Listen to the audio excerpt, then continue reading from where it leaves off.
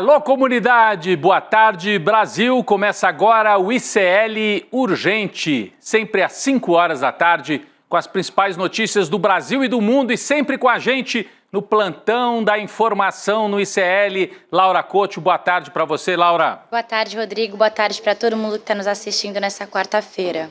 Boa tarde para a Laura, boa tarde para você que mora nesse país em que o mercado financeiro, a imprensa tradicional, o Centrão, todos juntos, querem enfraquecer Lula para viabilizar desde logo a candidatura Tarcísio de Freitas. E isso tem tudo a ver com o que acontece nesta tarde, neste momento, lá em Brasília, na Câmara dos Deputados. Já já nós vamos com imagens diretamente de Brasília.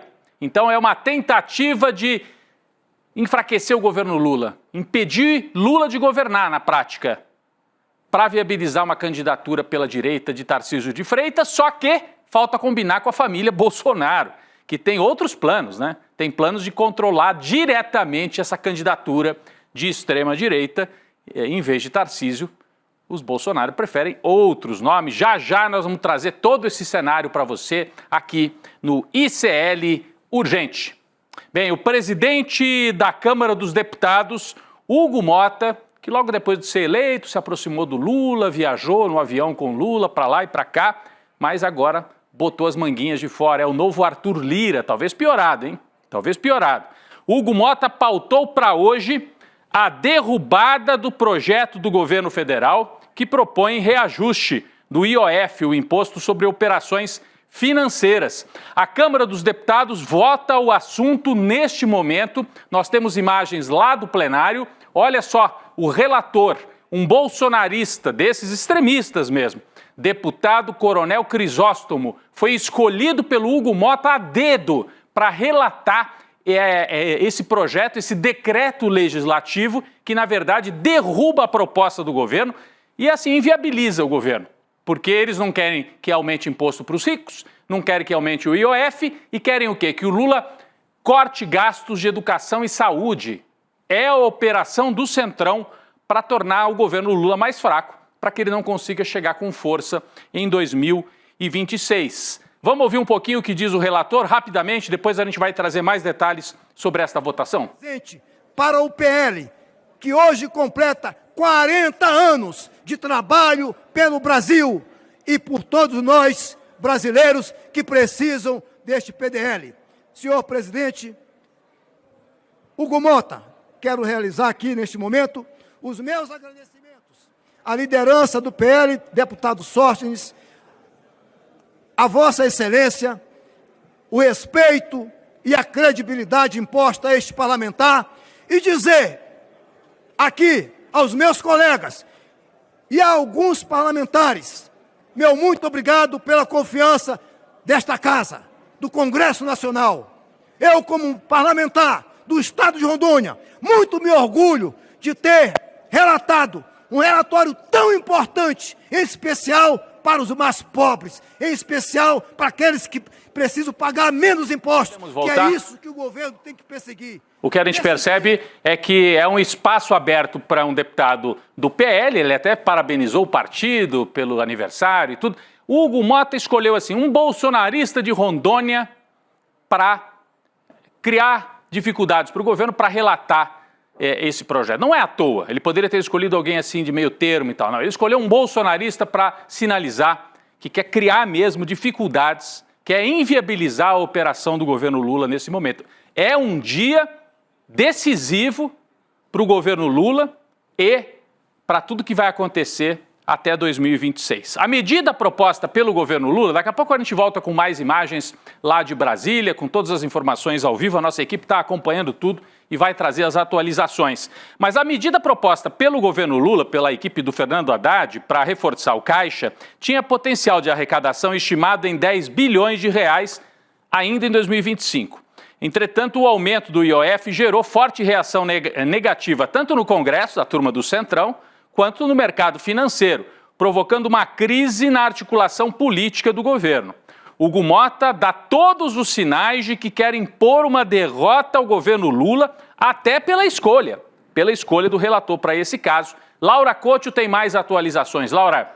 Pois é, Rodrigo, como a gente mostrou agora há pouco, o Hugo Mota escolheu o deputado ultrabolsonarista, o coronel Crisóstomo, do PL, como relator da proposta que derruba os decretos do governo Lula sobre o aumento do IOF.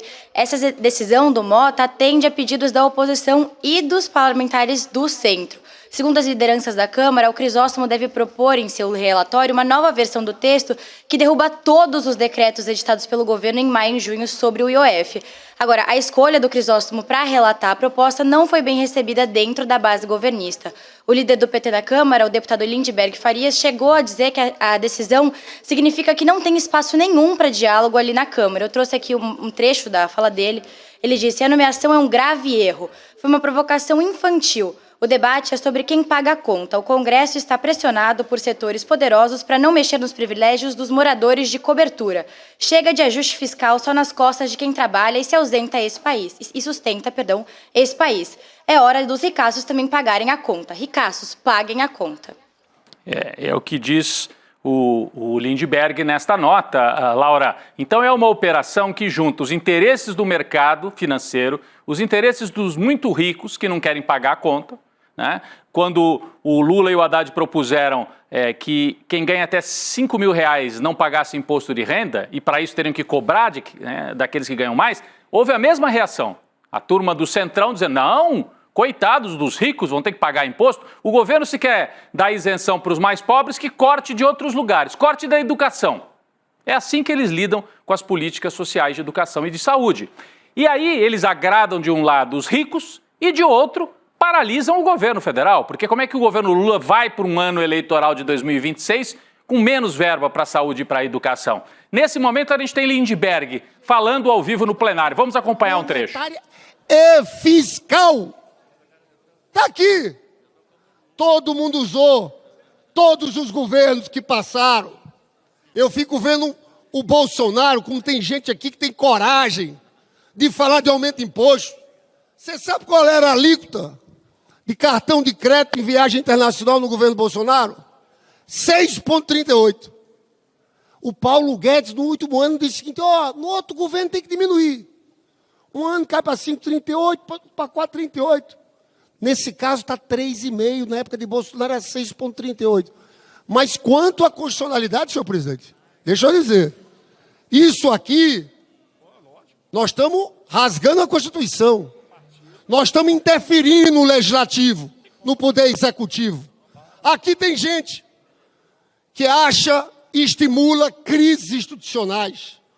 Eu tenho, senhor presidente, eu posso fazer no outro momento.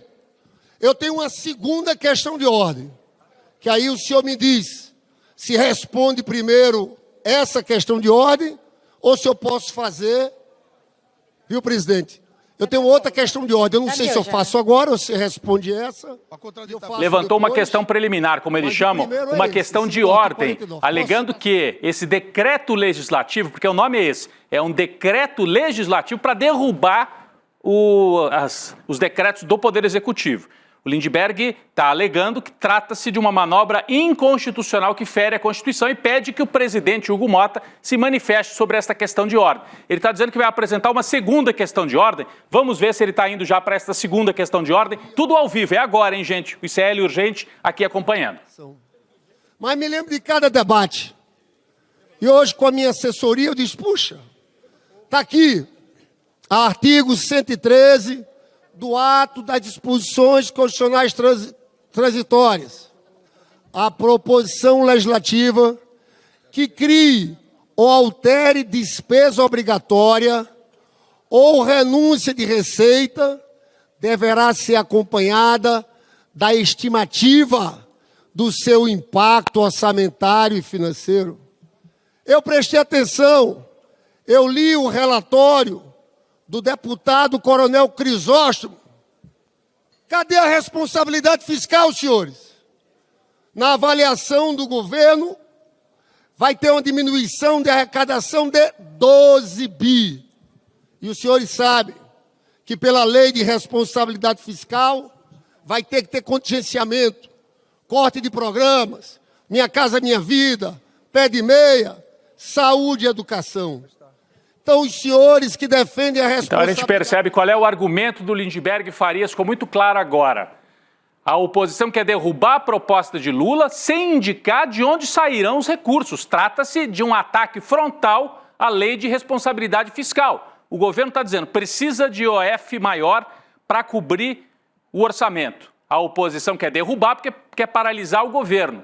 Só que ao fazer isso, se choca com a lei de responsabilidade fiscal, é o que diz o Lindbergh. Se você corta, você tem que dizer, então, no lugar disso, do IOF, nós queremos aquilo. E a oposição não está apresentando isso no seu projeto. É o argumento do Lindbergh Farias. Daqui a pouco trazemos mais atualizações sobre esse tema. O Palácio do Planalto, esperava que esse assunto só voltasse a ser discutido no início de julho. Era o prazo dado por Hugo Motta para que a equipe econômica de Haddad apresentasse alternativas ao aumento das alíquotas do IOF. Mas o Hugo Motta voltou da festa de São João, onde ele tomou bastante uísque até no gargalo, e já propôs logo colocar isso em votação. É uma rasteira, é um rompimento de acordo. O desrespeito a esse prazo é tratado em Brasília, no governo, como uma quebra de acordo por parte de Hugo Motta.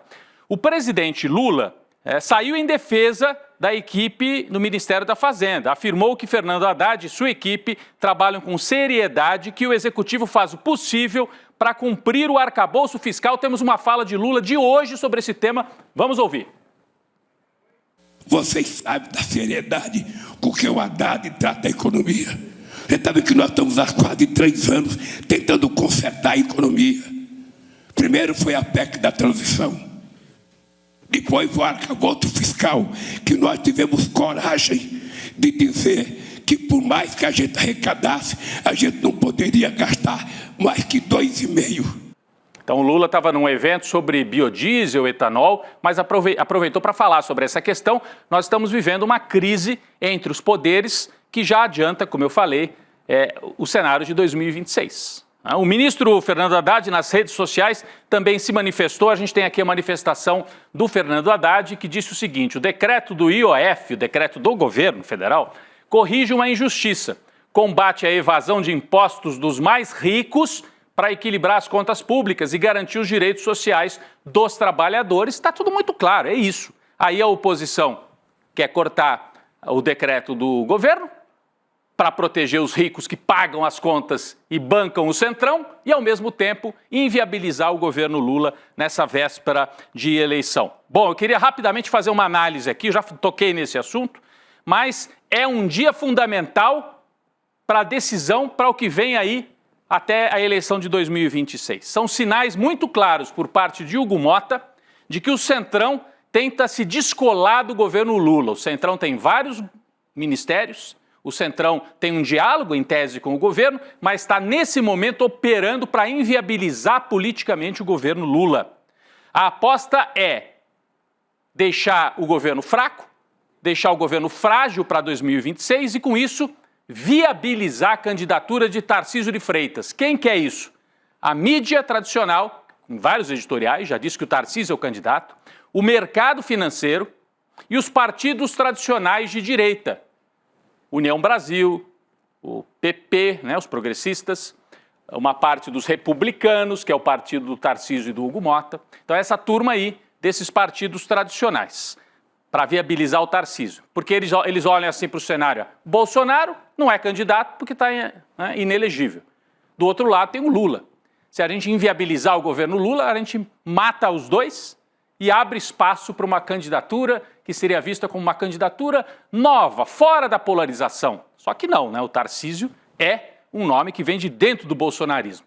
Curiosamente, o que mais atrapalha essa tática do Centrão e da mídia e do mercado financeiro é a família Bolsonaro, que diz assim, peraí, se o Lula ficar inviável, deixa com a gente, não precisa de Tarcísio, vamos com o nome nosso, deles, da família Bolsonaro. As últimas pesquisas indicam que o nome da família Bolsonaro teria tanto ou até mais chance do que Tarcísio numa disputa contra o Lula. E aí eu vou para o próximo ponto, para a gente seguir adiante aqui no nosso ICL Urgente. Um levantamento da Paraná Pesquisas mostrou que Michele Bolsonaro tem 44% das intenções de voto no eventual segundo turno contra o Lula. 44% para Michele, 40% para o Lula. E por isso surge essa manchete hoje aqui no Estadão. Bolsonaristas rechaçam Michele como vice. Pô, Se ela tem chance de ganhar do Lula ou de empatar, tá em empate técnico, para que Tarcísio? Vamos direto com alguém que tem o sobrenome Bolsonaro. O resultado ampliou a certeza no Partido Liberal, a certeza de que Michele não deveria ser vice do Tarcísio. Ela pode ser a própria candidata. De acordo com interlocutores, não faria sentido Michele abrir mão do protagonismo político para se colocar na condição de sub do Tarcísio, uma candidatura produzida dentro do mercado financeiro. A assessoria de Michele Bolsonaro diz que o seu foco de atuação agora é a presidência do PL Mulher e que o candidato dela à presidência é o seu marido, o ex-presidente Jair Bolsonaro, só que ele está inelegível, como nós sabemos. Eu citei a pesquisa, Paraná Pesquisa, saiu ontem, mas vamos dar uma retomada aqui nos cenários? Eu vou deixar de lado o cenário Bolsonaro, porque ele não é candidato, ele está inelegível. Vamos direto para o cenário 2. Primeiro turno, Lula, 33,5%, Michele, 30,2%. Equilibrado, com o Lula numericamente na frente. Depois Ciro Gomes, Ratinho, Ronaldo Caiado, Helder Barbalho, que é mais próximo do Lula. Um cenário de bastante equilíbrio. Vamos ver um segundo cenário, com o Tarcísio agora. É o cenário número 3 da pesquisa da Paraná, cenário número 3. Lula, 34%, Tarcísio, 24%. Você percebe que a Michele está melhor posicionada do que o Tarcísio. Então, toda essa armação do mercado financeiro de viabilizar o Tarcísio pode esbarrar nisso aqui. Se o Lula não está tão forte assim, para que o Tarcísio? Vamos direto com o nome da própria família Bolsonaro. Tem mais cenários aqui, né? Eu separei mais um terceiro cenário, que seria o Lula contra o Eduardo Bolsonaro. E aí o Lula abre ainda mais vantagem, 33 contra 21. Nesse momento, a candidatura mais forte, segundo a Paraná Pesquisa, seria da própria Michele, num primeiro turno, quase ali no empate técnico com Lula. E num segundo turno, vamos olhar os cenários de segundo turno, segundo a Paraná Pesquisas? Vamos trazer aqui cenários de segundo turno. Bom, aí tem Bolsonaro com Lula, o Bolsonaro tem vantagem nesse momento. Ah, mas a Paraná Pesquisas é confiável? Eu estou trazendo aqui, na última eleição de 2022, acertou bastante. Ah, mas trabalha para partidos de direita. Trabalha. Mas eu estou trazendo aqui para a gente ter essa dimensão, até deixando aí um ponto de interrogação, mas vamos partir do princípio de que não é manipulada, né? Eles tentam acertar na eleição presidencial de 22, acertarem muita coisa. Lula contra Michele. Michele fica na frente, 44-40, empate técnico, né, na verdade, mas com a Michele numericamente na frente. Lula contra Tarcísio, o Tarcísio na frente também empate técnico, 43-40. O Lula ganha do Eduardo Bolsonaro, 41-39. Então você percebe que o Tarcísio, ao contrário do que a mídia vende, o único nome que pode bater o Lula é o Tarcísio. Não é.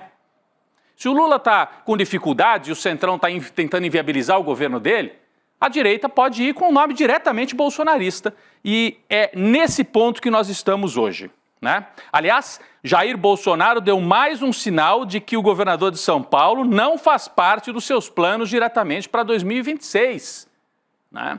A gente tem informações sobre isso com a Laura Couto. Laura, por favor. Pois é, Rodrigo, em um vídeo divulgado nas redes sociais bolsonaristas, que a gente não vai mostrar aqui, o ex-presidente Bolsonaro convoca a manifestação que vai acontecer no domingo na Paulista, mas o que chama atenção é que ele não fez menção nenhuma ao Tarcísio, que é o anfitrião do evento aqui em São Paulo. De acordo com o jornalista Ismael Moraes, os aliados do governador paulista, o Tarcísio, interpretam esse gesto como uma rifada. O Tarcísio vem tentando manter distância das pautas bolsonaristas mais radicais para viabilizar alianças com o centro, principalmente com o MDB. Mas o Bolsonaro pode barrar essa estratégia do Tarcísio e isolar o governador totalmente na disputa nacional no ano que vem. Tem idas e vindas, né, nessa operação, Laura. A semana passada a gente viu o Tarcísio com o Bolsonaro num evento no interior de São Paulo, ali na área de Presidente Prudente, mas agora o Tarcísio fica de fora do vídeo convocatório para mais uma manifestação em São Paulo. Tem essas informações de que nos bastidores os bolsonaristas preferem a Michele do que o Tarcísio. Então, nós estamos no meio do caminho, no meio do jogo. E os números são complicados para o governo, mas mostram também uma complicação no campo da direita, ainda fragmentada, ainda desorganizada em relação a 2026. E falando em Tarcísio, o governador de São Paulo estava com um compromisso marcado amanhã para comparecer num evento que oficializa a solução para a favela do Moinho, né? É uma área, né, no centro de São Paulo, ocupada por uma comunidade. O Tarcísio de Freitas tem interesse em desalojar essa comunidade porque quer levar a sede do governo estadual ali para perto. E o governo federal está dando uma solução, tentando dar uma solução habitacional para que essas pessoas não sejam jogadas no meio da rua. O Tarcísio cancelou a participação. Não vai para o evento, que era um evento em que o Lula deve estar. Então o Tarcísio tem desconfiança em relação a ele na direita e ele com medo de ser vaiado num evento do Lula. Laura Couto conta mais para a gente sobre isso. Rodrigo, segundo o Palácio dos Bandeirantes, o Tarcísio teve um conflito de agendas, ele vai participar de outro evento sobre habitação social no mesmo horário, então ele não vai conseguir participar do evento da favela do Moinho. Mas a ausência do governador foi bem recebida pelos moradores do Moinho, que criticam a condução do governo estadual diante dessa situação da comunidade.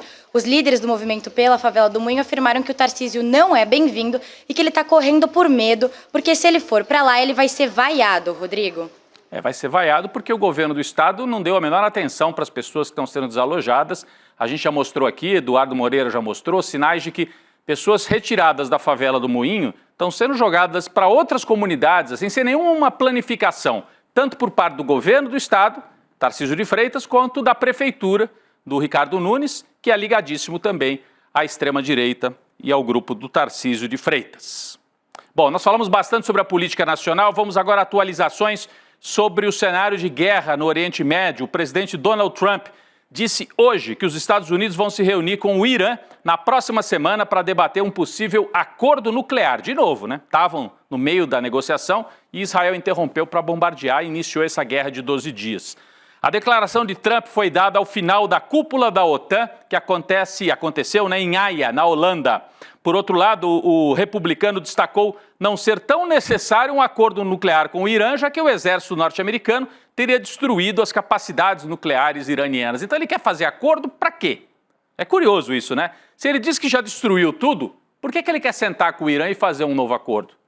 Tudo leva a crer que eles não conseguiram destruir, eliminar completamente a capacidade operacional na área nuclear do Irã, apesar dos bombardeios fortes, inclusive com aquelas bombas que atingem os subterrâneos, né? Ainda na cúpula da OTAN, Trump voltou a defender os ataques dos Estados Unidos contra as bases do Irã. Disse que os bombardeios atrasaram as atividades nucleares em muitos e muitos anos lá no Irã.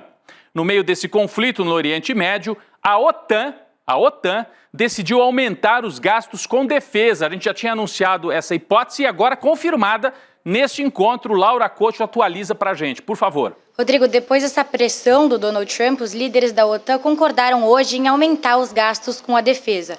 Com isso, os 32 países que integram a aliança militar se comprometeram a investir 5% dos seus produtos internos brutos, do PIB, anualmente em necessidades básicas de defesa. Os líderes também destacaram o seu compromisso inabalável com a garantia da segurança coletiva e que um ataque a um país é um ataque a todos, Rodrigo. É isso, Laura. Estão aumentando para 5% do PIB, né? 5% do PIB os gastos com defesa. É algo brutal, pessoal da OTAN. O presidente Lula, naquele evento, a gente mostrou agora há pouco o Lula discursando num evento, né? Criticando essa questão de proteger os ricos aqui no Brasil, o rico não pode pagar imposto, e Lula, nesse mesmo evento, fez uma crítica, disse que o mundo está de cabeça para baixo, tem bilhões de euros para investir em defesa e não tem dinheiro para combater a fome ou para melhorar o meio ambiente, mas principalmente para a fome. Foi a fala do Lula, né? Só para fazer esse registro. Num discurso para a imprensa, logo após essa reunião lá da OTAN que nós mostramos, Donald Trump também disse que recusou a ajuda do presidente russo Vladimir Putin para terminar esse conflito com o Irã. O presidente dos Estados Unidos disse que Putin ligou para ele, perguntou no que poderia ajudar e tal. O Trump teria recusado ajuda, dizendo que considera Putin uma pessoa, abre aspas, que não está muito bem orientada. Olha, boa possibilidade de ser teatro, porque nos Estados Unidos os democratas acusam o Trump de ser excessivamente ligado à Rússia, de ser amigo do Putin. Então ele está aproveitando esse momento para tentar, na base do teatro operacional, nesse teatro da comunicação, se distanciar um pouco do Putin. Mas tudo teatro, quando a gente olha para o Donald Trump. A perseguição de Trump contra estudantes estrangeiros continua, algo seríssimo, hein, gente? A Embaixada dos Estados Unidos, atenção, a Embaixada dos Estados Unidos no Brasil divulgou hoje um comunicado dizendo que o governo norte-americano vai monitorar as redes sociais de estudantes que solicitarem visto para entrar no país. Gente, não é a terra da liberdade de expressão? Não é, nunca foi e hoje menos ainda. Assumidamente, se você fez uma postagem que eles considerem crítica aos Estados Unidos ou aos aliados, não vai entrar nos Estados Unidos. Laura Couto tem mais informações sobre isso. Segundo a Embaixada dos Estados Unidos no Brasil, as autoridades americanas vão fazer uma verificação abrangente e minuciosa do comportamento dos estudantes na internet. Na nota, a embaixada diz que a medida é para identificar solicitantes inadmissíveis nos Estados Unidos, especialmente aqueles que apresentam uma ameaça à segurança nacional. O texto ainda diz que, para viabilizar essa verificação, todos os solicitantes de visto de estudante têm que abrir as suas contas para perfil público nas redes sociais. Rodrigo. Então é assim, você é obrigado a abrir a sua rede social. Se não abrir, nada de visto. E olha só a gravidade, Laura. Um turista norueguês disse ter sido barrado na entrada dos Estados Unidos por ter no seu celular um meme, uma gozação, relacionada ao vice-presidente americano, o Vance. O caso aconteceu em Nova Jersey, no aeroporto, quando esse norueguês chegava por lá. Bom, na ocasião, agentes que faziam o controle teriam interrogado Mads Mikkelsen, o norueguês de 21 anos, sobre planos terroristas e tráfico de drogas. O jovem foi ameaçado com 5 anos de prisão caso não entregasse a senha do celular. Ao passar o acesso do celular, os agentes encontraram algo gravíssimo no celular desse norueguês de 21 anos. Um meme tirando um sarro do Vance, o vice-presidente. Olha só o que tinha lá que eles não gostaram. O que é isso? O Vance parece um vice reborn, é isso? Um bebê reborn, eles acharam ofensivo? Não pode? Não pode? Mas então não pode mais ter charge, não pode mais ter brincadeira com político? Nós estamos entrando nesta era. Eu achei até engraçada, né? É o bebê reborn da vice-presidência lá nos Estados Unidos, mas ele teve que voltar para a Noruega. Então, mostrem que pé que nós estamos nesse momento. Uma notícia aqui sobre os BRICS, né? Vocês sabem que o Brasil vai sediar um encontro dos BRICS e o embaixador da China no Brasil avisou o Palácio do Planalto que Xi Jinping não virá para a reunião de cúpula dos BRICS, que vai acontecer nos dias 6 e 7 de julho no Rio de Janeiro. O comunicado foi feito oficialmente numa reunião com o assessor especial da presidência, Celso Amorim. No lugar de Xi Jinping, a China decidiu enviar o primeiro-ministro chinês Li Qiang. É importante, né? É uma ausência significativa, né, da China, do principal líder chinês. E outra ausência, esse aqui do lado, ó. Esse que está aqui na tela. Se você está nos acompanhando pela tela, está vendo. O Vladimir Putin também não virá para a cúpula dos BRICS, não é isso, Laura? É isso, Rodrigo. O assessor de política externa do governo russo disse hoje que o Putin não vai vir para o Brasil para participar da cúpula dos BRICS por conta do mandado de prisão emitido contra ele pelo Tribunal Penal Internacional. O líder russo vai participar da conferência por vídeo. Segundo o assessor, a decisão está ligada à falta de ação clara do Brasil sobre esse assunto, à falta de posição clara do Brasil sobre esse assunto. O tribunal emitiu um mandado contra o Putin em 2023, pouco mais depois de um ano do início da guerra contra a Ucrânia. A corte acusa o presidente russo de cometer crime de guerra, Rodrigo. É isso, então nem Putin nem Xi Jinping vêm para a cúpula dos BRICS. Uma última notícia que você vai ver mais detalhes sobre ela daqui a pouco no N2 é o voto em relação às Big Techs, o Supremo Tribunal Federal decidindo se as Big Techs têm ou não responsabilidade pelo conteúdo postado ali. A gente já tinha 7-1, maioria formada, para responsabilizar as Big Techs. Agora há pouquinho, Edson Fachin votou. O ministro Edson Fachin votou. Ele votou contra a maioria. Ele se alinhou com o André Mendonça, que não quer responsabilizar as Big Techs. Ainda assim, nós temos 7 votos a 2 para que as Big Techs sejam responsabilizadas. Está aqui, né? Está aqui. Contra a regulação ficaram o André Mendonça e o Fachin. A favor, Dias Toffoli, Fux, Luiz Roberto Barroso, Flávio Dino, Zanin, Gilmar Mendes e Alexandre Moraes. Falta votar ainda Cássio Nunes Marques e Carmen Lúcia, mas já tem vitória. Falta agora, em função desses votos, dessa maioria, para que as Big Techs sejam responsabilizadas, o Supremo dizer como é que elas devem cumprir essa determinação. Os ministros ainda têm que se reunir para trazer esses detalhes. Laura Couto, obrigado mais uma vez pela presença, pela participação aqui. A gente vai trazer no N2 atualizações sobre essa votação importante lá que tenta inviabilizar o governo Lula. A gente vai trazer atualização daqui a pouco e você acompanhou aqui com a gente no ICL Urgente. Obrigado, Laura. Obrigada, Rodrigo. Fiquem ligados no N2 agora. Tchau, tchau. É isso, pessoal. E um último convite importantíssimo. Neste domingo, uma nova edição de um dos maiores sucessos da história do ICL, a aula aberta do Eduardo Moreira.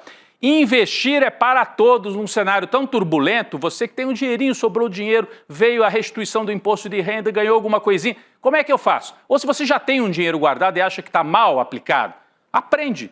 Tem caminhos. O Eduardo Moreira é um especialista nisso porque conhece por dentro o mercado financeiro e vai dar as dicas para você não ficar dependendo só do gerente, de um funcionário do banco, né, que muitas vezes está pensando mais no banco do que em você.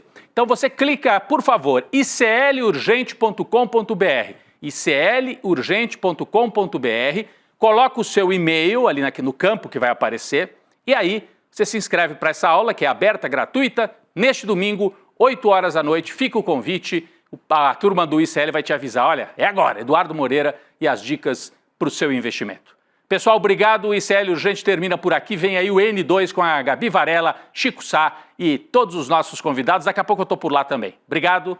A gente se vê amanhã. Sabe que para muita gente, às vezes sobra no fim do mês. É difícil, mas às vezes sobra um pouquinho de dinheiro. E ele fica lá no banco.